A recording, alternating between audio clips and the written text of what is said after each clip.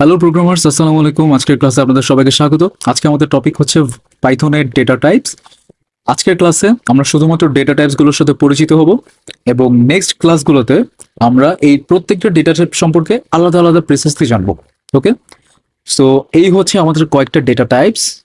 ওকে, আমাদের প্রথম ডেটা টাইপের ক্যাটাগরি হচ্ছে টেক্সট টাইপ, তারপর হচ্ছে নিউমেরিক টাইপ, তারপর হচ্ছে sequence type, mapping type, set types, Boolean types, binary type and নাম টাইপ। ওকে, টেক্সট টাইপের মধ্যে আমাদের আছে স্ট্রিং, নিউমেরিক টাইপের মধ্যে আমাদের আছে ইন্টিজার, ফ্লোট অ্যান্ড কমপ্লেক্স, সিকোয়েন্সের মধ্যে আমাদের আছে list, tuple and range, mapping এর মধ্যে আছে আমাদের কি ডিকশনারি, এটার মধ্যে আমাদের আছে সেট অ্যান্ড ফ্রোজেন সেট, বুলিয়ানের মধ্যে আমাদের আছে বুল, বাইনারির মধ্যে আমাদের কি কি আছে বাইটস, বাইটার অ্যান্ড মেমোরি ভিউ, আর নান টাইপের মধ্যে আমাদের আছে কি নান টাইপ।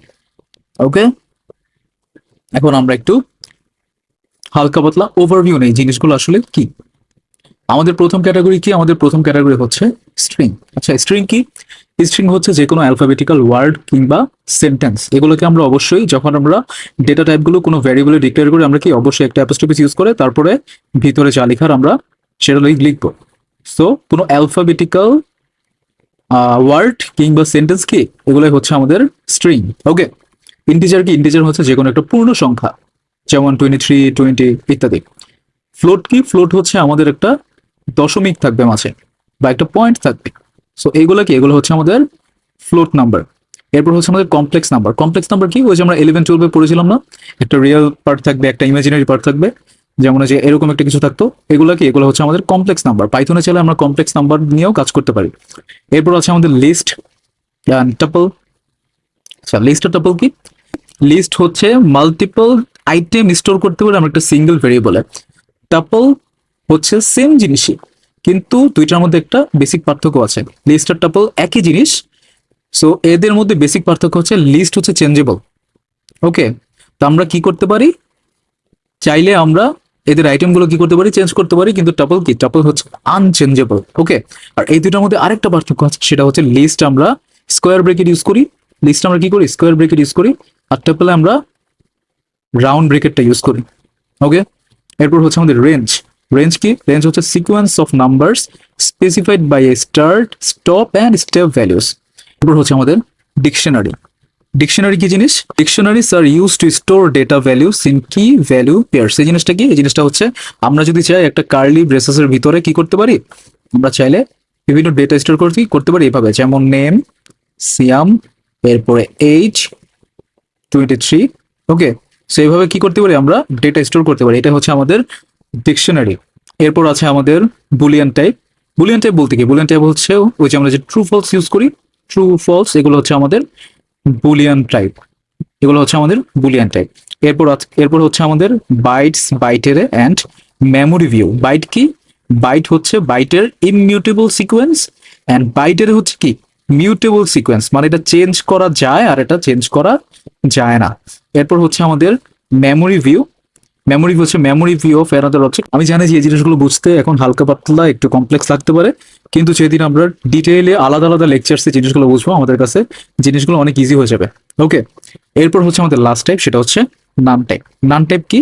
নান টাইপ হচ্ছে যদি কোনো ডেটা, আমার কাছে কোনো ভ্যালু নেই এবং আমি তো আর খালি রাখতে পারি না জায়গাটা, এই জন্য আমি কি করি? এটিকে নান টাইপ ইউজ করে দিই।